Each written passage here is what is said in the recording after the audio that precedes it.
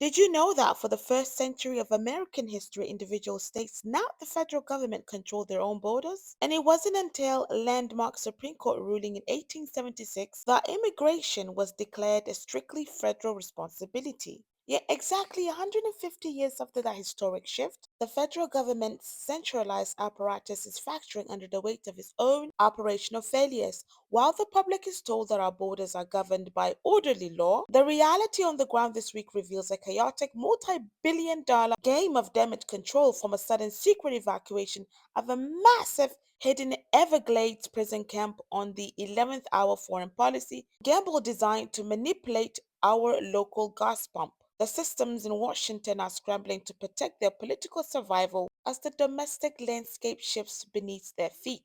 Today, we're tracking the emergency evacuation of the infamous Alligator Alcatraz detention camps and an immediate crash in domestic gas prices, a meat supply threat in Texas, and a grand opening of Obama Presidential Center. Stay with me, subscribe right now, and hit the notification bell to keep your domestic perspective sharp. We start with breaking news from Florida Everglades, where the massive humanitarian and environmental crisis has triggered a sudden federal retreat. The Department of Homeland Security has officially confirmed that it's completely emptied and evacuated all detainees out of the highly controversial state-run immigration facility infamously named Alligator Alcatraz.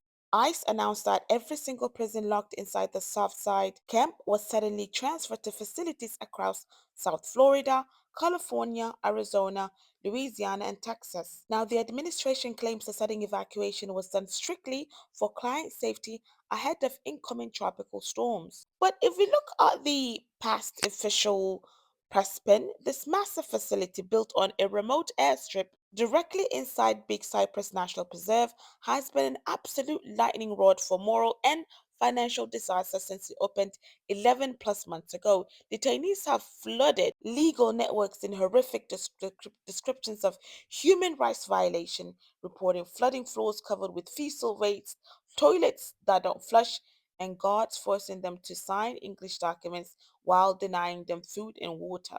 At the exact same time, environmental groups filed heavy lawsuits under the National Environmental Policy Act because the site was built without basic permits. This makeshift prison racked up a staggering 1 billion tabs paid by American our tax money, and now that's being emptied. The site cleanup and repair alone is projected to tap an additional 40 million. It stands as one of the most single biggest operational failures in modern immigration history, leaving corporations with millions in profits while families pick up the pieces like you and I. Subscribe to the channel right now and share this with your community. We strip away the corporate headlines to expose what is actually happening in our neighborhoods and on the ground. Drop a like in the comments below. Now, while immigration detention's infrastructure sifts under severe pressure, a massive wallet story is hitting American households overnight, or it hit our households overnight, following the high stakes signing of that 14-point US Iran memorandum of the understanding by Trump at the Palace of Versailles. Domestic crude oil futures plummeted instantly. The official reports that the United States issuing immediate sanctions waivers to let Iranian crude oil to the global market that caused standard domestic gas prices to drop it back down to $4 mark for the first time since March, officially hitting a national average of 3.99 a gallon. Right, the sudden relief comes at a critical time. A massive shipping disruption during the 4 month conflict had previously pushed crude prices to peak of $126 a barrel and severely drained emergency interventions. Now, take a look at the actual text of this leak memorandum on your screen. I'm going to post as best as I can. Now, paragraph 7 explicitly commands the U.S. Department of Treasury to immediately issue waivers for export of Iranian crude oils and derivatives. Now, this sudden structural shift in that triggered that immediate correction at our local pump. Yet this massive drop has sparked an intense political standoff inside the Capitol. The vice president stepped up to the White House briefing podium on Thursday, aggressively trying to frame this price collapse as a monumental administration victory.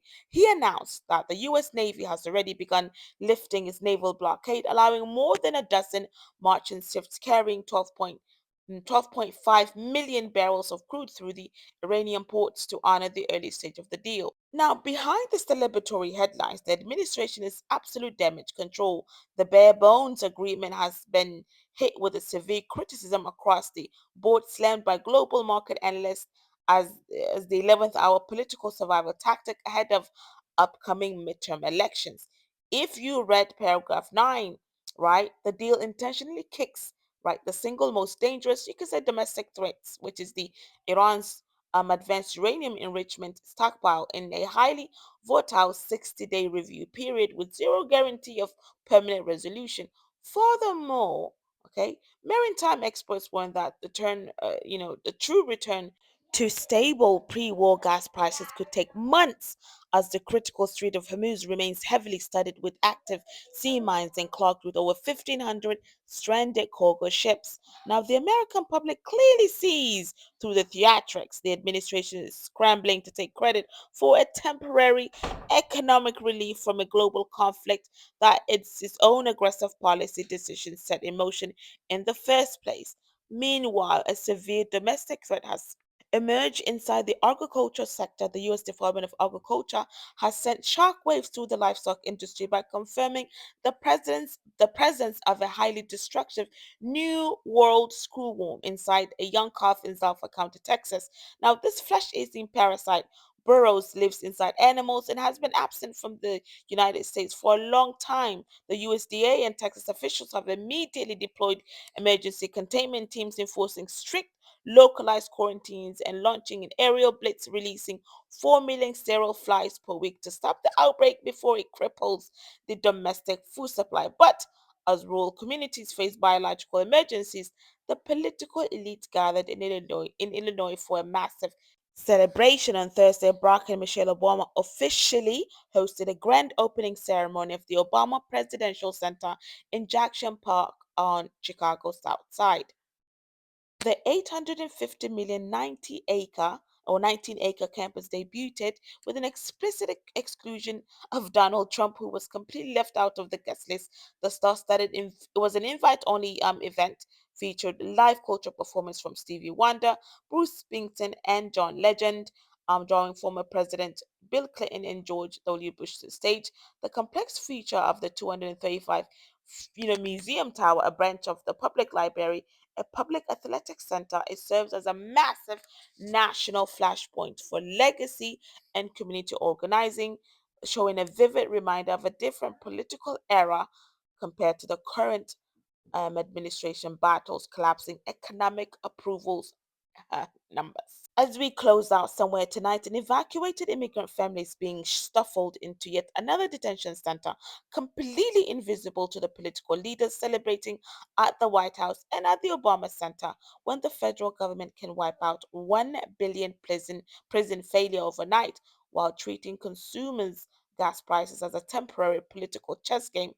Where do working class Americans look for real, systematic accountability? Share this domestic briefing with someone who refuses to be fooled by the narrative that's been played. Drop your comments in the comments below, in the comment section below. And are you tracking this Alligator Alcatraz shutdown? Subscribe and hit the notification bell. Until next time, Assalamu alaikum, rahmatullahi wa barakatuh. Fi amanillah.